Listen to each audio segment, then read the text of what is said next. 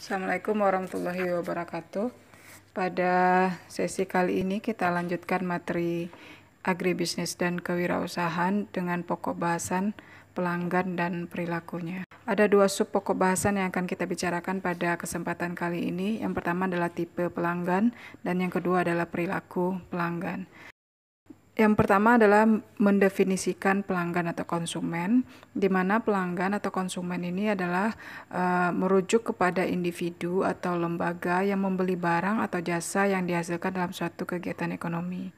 Pelanggan bisa juga seorang individu atau kelompok yang membeli produk ataupun jasa dengan mempertimbangkan berbagai macam faktor seperti harga, kualitas, tempat, pelayanan, dan lain-lain sebagainya berdasarkan keputusan mereka sendiri.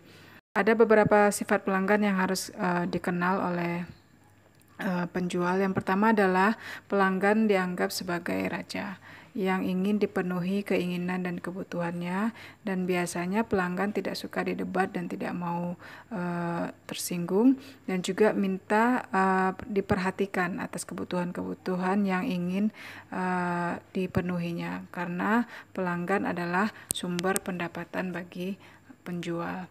Beberapa sikap yang harus dimiliki oleh penjual dalam melayani pelanggan adalah penjual harus mampu memberikan kesempatan kepada pelanggan untuk berbicara, kemudian mendengarkan pembicaraannya dengan baik, tidak menyela selama dia melakukan atau selama dia berbicara, kemudian bisa juga dengan mengajukan beberapa pertanyaan selama dia berbicara, dan penjual tidak boleh marah ataupun tersinggung atas pertanyaan ataupun ucapan dari pelanggan. Nah, biasanya juga pelanggan tidak suka didebat, oleh karena itu penjual tidak dianjurkan untuk tidak mendebat pelanggan, menjaga sikap yang sopan, ramah, dan tetap tenang, serta melayani hal-hal yang hanya menjadi wewenangnya.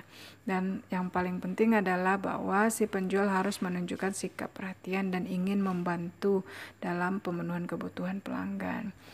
Jika seorang penjual memiliki sikap-sikap yang tidak baik dalam melayani pelanggan, nah ini bisa menyebabkan pelanggan tidak tertarik untuk membeli atau mengkonsumsi produk yang dijual. Nah, biasanya pelanggan akan kabur kalau pelayanannya tidak memuaskan ataupun penjual tidak tepat waktu, ataupun dari sisi produk misalnya karena kualitas produk yang tidak bagus ataupun biaya yang relatif mahal.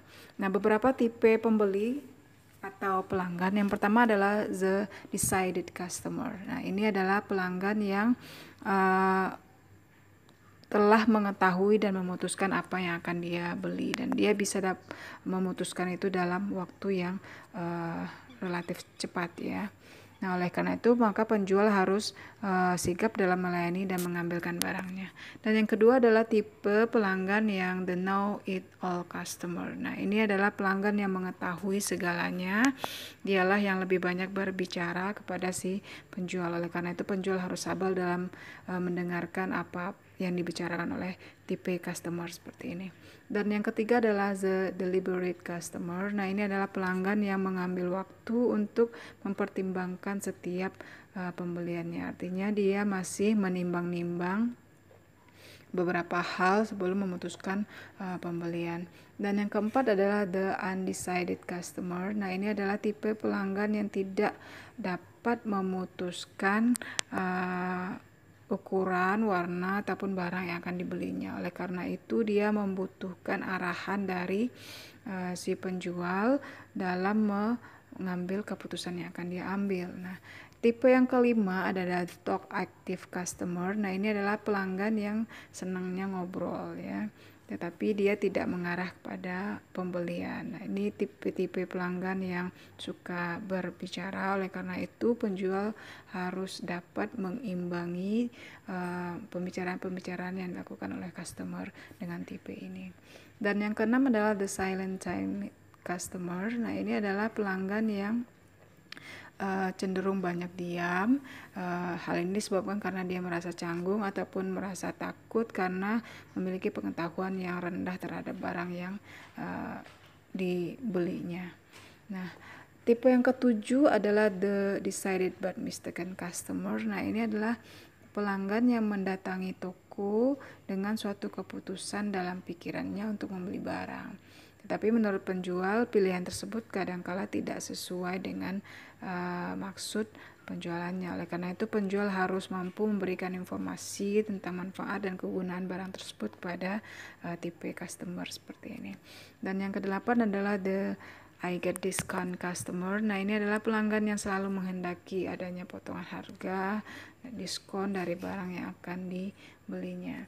Selain itu, konsumen dari sisi jumlah itu bisa kita klasifikasikan atas customer individu dan customer organisasi, di mana customer individu itu merujuk pada individu atau orang yang membeli produk untuk dikonsumsi sendiri ataupun untuk dikonsumsi bersama keluarga inti. Sedangkan konsumen organisasi adalah lembaga atau instansi yang membeli produk baik berupa barang ataupun jasa yang akan diperjualbelikan kembali atau untuk kepentingan instansi atau lembaga tertentu. Nah, perilaku keluhan konsumen ini biasanya mereka mengeluh karena dua hal. Yang pertama, untuk menutupi kerugian ekonomi. Biasanya konsumen mengeluh karena bermasalah dengan produk yang dibelinya atau ingin memperoleh uangnya kembali karena tidak puas terhadap produk yang sudah dia beli. Dan yang kedua, perilaku keluhan konsumen itu bisa juga untuk membangun kembali citra diri mereka. Ini terjadi apabila produk yang dibelinya kurang berhasil sehingga citra diri pembeli menjadi menurun. Nah, perilaku konsumen menurut beberapa ahli ya, ini adalah perilaku yang memperlihatkan konsumen untuk mencari, membeli, menggunakan, mengevaluasi ataupun menghabiskan produk dan jasa yang mereka harapkan untuk memuaskan kebutuhan mereka. Sedangkan menurut Angel 2006, perilaku konsumen itu adalah tindakan konsumen yang langsung terlibat dalam perolehan, pengkonsumsian dan juga penghabisan produk dan jasa. Ada beberapa perilaku konsumen yang merugikan. Yang pertama adalah konsumen yang mengkonsumsi produk yang dapat menimbulkan bahaya. Misalnya adalah konsumen yang mengkonsumsi rokok, narkotika, ataupun minuman keras. Dan yang kedua adalah konsumen yang menggunakan produk dengan cara yang tidak aman atau dengan cara-cara yang tidak mengikuti instruksi keselamatan. Misalnya konsumen yang mengkonsumsi minuman oplosan ya. Nah, untuk menyelesaikan atau memberikan solusi atas perilaku konsumen yang merugikan ini, ada beberapa hal yang harus diperhatikan. Yang pertama, pemerintah harus membuat regulasi terhadap aktivitas konsumsi masyarakat. Misalnya konsumsi produk yang menimbulkan bahaya seperti rokok, maka pemerintah membuat regulasi dengan melarang orang merokok di tempat-tempat publik atau menyediakan private room untuk ruangan rokok yang kita kenal dengan smoking area. Ataupun bisa juga dengan melakukan pendekatan riset atau teori pemasaran yang dapat memberikan informasi kepada konsumen terhadap produk yang dikonsumsi. Nah, misalnya pada saat Anda membeli minuman yang mengandung alkohol ataupun misalnya konsumen yang membeli rokok, nah itu pada kemasan akan dicantumkan hasil riset yang menyatakan bahwa merokok bisa mengganggu kesehatan seseorang. Oke. Untuk lebih memahami materi ini, Anda bisa membaca beberapa referensi yang ditampilkan pada slide. Dan untuk sesi tanya jawab akan kita buka dalam forum chat. Terima kasih. Assalamualaikum warahmatullahi wabarakatuh.